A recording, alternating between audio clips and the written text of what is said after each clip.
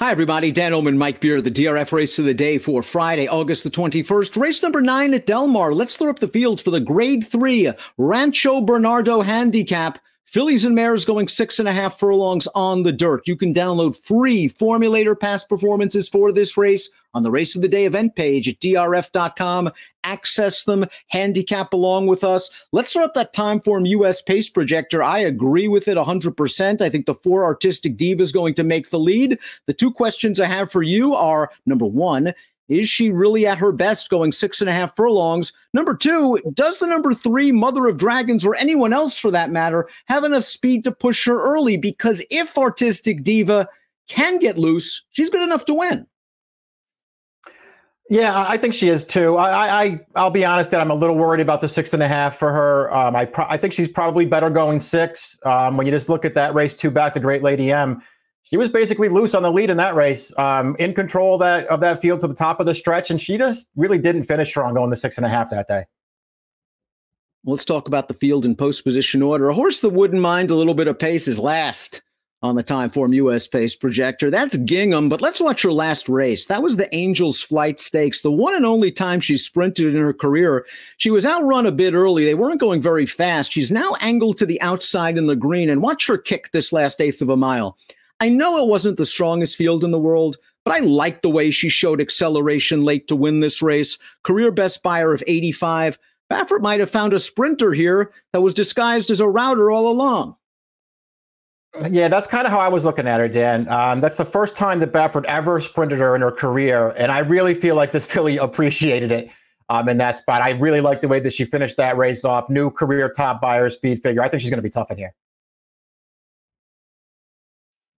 Number 2 is Into Chocolate, who shipped east earlier this year for trainer Bill Mott. Ran well both times for Mott. Stakes placing at Tampa Bay behind a very sharp horse named Ladies Island. Then ran this race at Belmont Park on July the 12th. A game performance and a non-winners of 2 other then.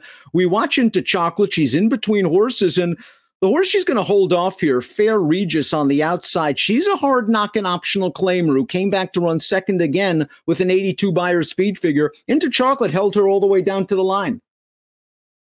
Yeah, just always keeping this horse at bay. I really like this performance from her, Dan. She tracked the pace early, took over, and she's just never letting this, pretty quality mare. That horse is never getting by her in the stretch. I like the way that this horse is progressing too. I just feel like she keeps getting better and better. Still, a lightly raced 4-year-old. She could take another step forward in here. The 3 Mother of Dragons stakes winner on synthetic and a stakes winner on dirt based on this performance at Pleasanton in the California Governor's Handicap. Now, she showed good speed from the start, and she is going to able to dig in and just hold off Biddy Duke, who was previously 3rd to Gingham in the Angels Flight and would come back to win a non-winners of 1 other then with a 76 buyer. I guess the concern with Mother of Dragons is this race only produced a 70 buyer speed figure. Maybe she's a little bit class compromised stepping up. And if she's the one to be chasing the speed right next door, that scenario might not work out for her. Right. I mean, she was very game to hold on in that race, Dan, but it just wasn't a fast race. I realized that if she runs one of her synthetic figures, I guess they put her close in here, but I don't really like her running style for this race. And I just think she's facing tougher horses here. Here's Artistic Diva, the likely pace setter, even with the removal of blinkers for John Sadler. I'm not interested in her last race, the Daisy Cutter on the turf. I don't think she's a turf horse. 2 starts back, we talked about the Great Lady M. Yes, she got loose. Yes, she finished behind a couple of these, but 6.5 at Los Al. Boy, with that long stretch, that really doesn't help Artistic Diva out much. If she can get to the lead, I think there's at least a chance she gets the 6.5, and she might actually be a decent price. Hey, listen, getting loose against this field would go a long way to improving her chances for sure. She does have some talent. She's run some good races. The race at Oaklawn off the layoff there, her first start of the year, the Spring Fever, she dueled with a very fast horse that day, and they both gave it up. They came back at Santa Anita, the Desert Stormer. She dueled with Fighting Mad, who's just in raging form right now, and they both got tired that day too. So she had some excuses leading up to the Great Lady M. I don't know if I have a really big excuse for her race that day.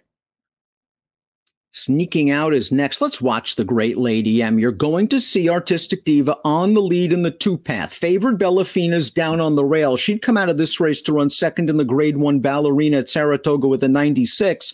And we see Sneaking Out, who had been prompting the pace of Artistic Diva, making the lead on the outside. And she wins the race in solid workmanlike fashion. She was 7-1 that day. She might be 2-1 in this race on Friday. And while she's a strong contender and a horse that easily could win, I'm not sure she has such an edge that I would want to take a short price. Yeah, that was my big knock on her too. She's certainly one of the major players in this race. Beating Bellafina, and I think we could argue about whether Bellafina's ever, at least right now, is as good as it felt like she was last year. But either way, she beat a quality horse last time. She's going to get a good trip in this race. She just makes a lot of sense. But like you, I don't know how short a price I want on this horse. Amuse finished third in the Great Lady M. She was on the scene late to just nip Artistic Diva for the show. Her subsequent race on turf sets her up for the turf to dirt move that produced the Great Lady M performance and her career best 86 buyer. I think she has a little bit more tactical speed than it shows on paper. She's the kind of mare that I think might be able to sneak into your exotics at a decent price. Yeah, maybe she'll take another step forward here. I could certainly see that happening. Personally, I wasn't thrilled with her Great Lady M. I didn't think she did a ton of running in there and only got third at the end because Artistic Diva got very tired. And this horse got by her late. But to me, she was never a threat in that race. And it just made me not want to take her in here. 7, Mucho Amor has run 3 times this year, once on synth, 2 sprinting on the turf. Really doesn't pay much for this race here. You look at her form from last year on dirt at Emerald Downs. It's good for Emerald Downs form. I'm not sure it is good to be a graded stakes winner at Del Mar, but she's consistent enough. Yeah, she'll probably have to get better. She is pretty good on any surface, it seems like. So I don't think I'd worry too much about switching back to dirt. I guess if nothing else, Dan, I was kind of bothered that even though she was in good form at Emerald Downs last year, she was losing races as an odds-on favorite. Maybe we're overthinking this. Sneaking Out last time out, shipped to Los Al for the Great Lady M win at a price off a 5th place finish in the winning colors. Unique Factor finished ahead of Sneaking Out in the winning colors. And in her subsequent outings at Churchill and Keeneland, she ran okay. A win, albeit with a very good pace setup at Churchill. And at Keeneland, she had no chance against the likes of Guarana and Mia Mischief, 2 of the better filly and mare sprinters in the country. So now Unique Factor is the shipper at a price and might get some pace. Yeah, that's true. I mean, if she gets pace, she's really dangerous in here. Maybe I could have put her higher in my picks. To be honest, Dan, it's just the race at Churchill 2 back that bothered me a little bit. She had a really fast pace in front of her that day, and I thought ultimately took advantage. I mean, she still ran well. She had some trouble at the start of that race, and it just left her really far behind, but they were just blazing in front of her. I felt like she took advantage in that race a little bit.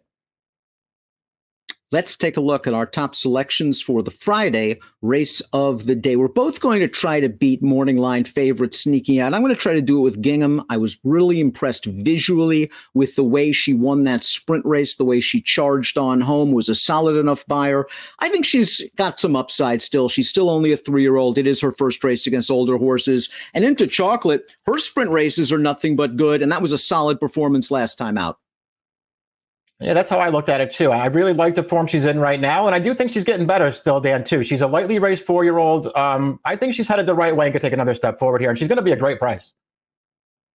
2-1, 5-8 for Mike, 1-4, 5-6 for me. The Grade 3 Rancho Bernardo Handicap, race number 9 at Del Mar on Friday is an approximate post time, 6 o'clock Pacific.